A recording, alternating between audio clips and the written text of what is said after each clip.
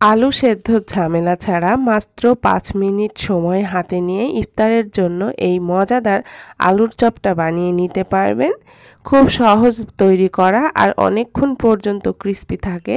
কিভাবে খুব সহজে ভীষণ মজার এই আলুর চপটা তৈরি করবেন সেটাই আজ আমি আপনাদের সাথে শেয়ার করেছি।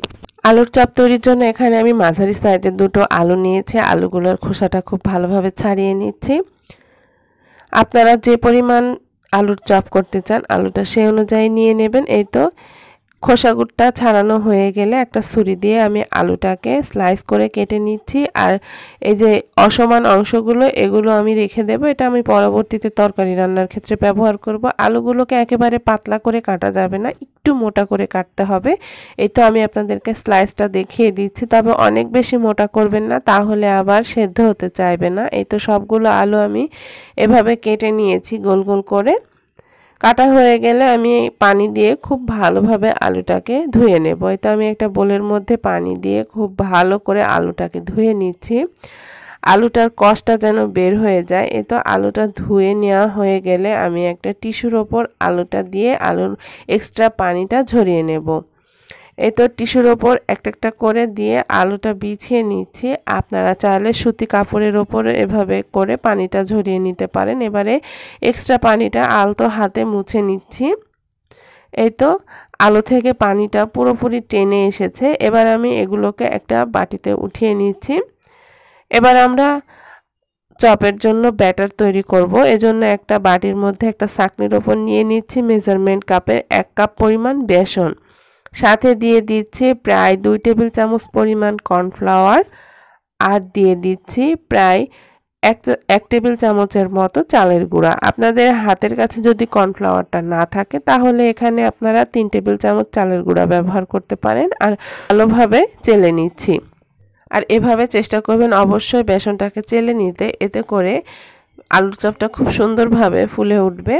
এবারে এর মধ্যে আমি দিয়ে দিচ্ছি 1/2 চা চামচ আদা বাটা, সাথে দিয়ে দিচ্ছি 1/2 চা চামচ রসুন বাটা, এখানে দিয়ে দিচ্ছি 1/2 চা চামচের মতো চিলি ফ্লেক্স, সাথে দিয়ে দিচ্ছি প্রায় 1 চা চামচের মতো ঝালের গুঁড়া। ঝালটা যে যেমন খাবেন সে অনুযায়ী বাড়িয়ে বা কমিয়ে দিতে পারেন।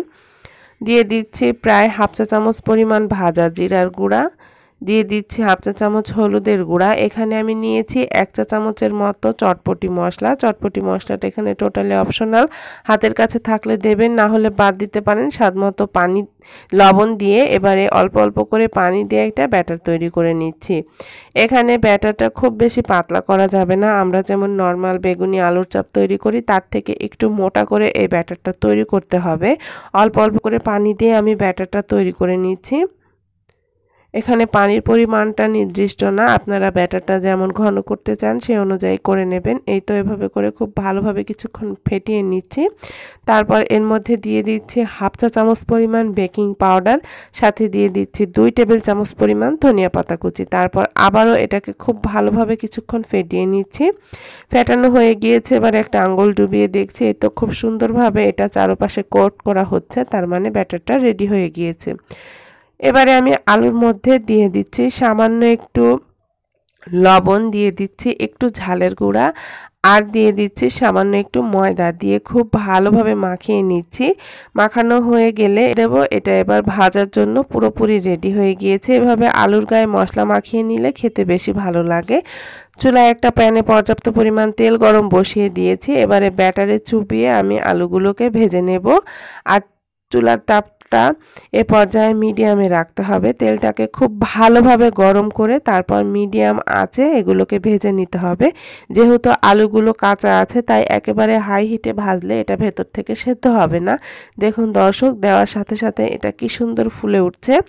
এই তো এভাবে উল্টে পাল্টে একটু সময় নিয়ে ক্রিস্পি করে এগুলোকে ভেজে নিতে হবে।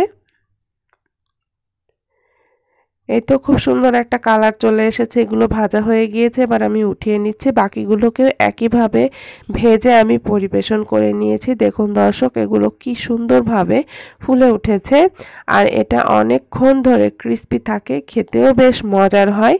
আমরা তো প্রতিদিন একইভাবে আলুর চপ তৈরি করি ইফতারে, আপনারা এভাবে একবার বাসায় ট্রাই করে দেখতে পারেন। আশা করছি সবার অনেক ভালো লাগবে। সবাই ভালো থাকবেন, সুস্থ থাকবেন। সবাইকে আল্লাহ হাফেজ।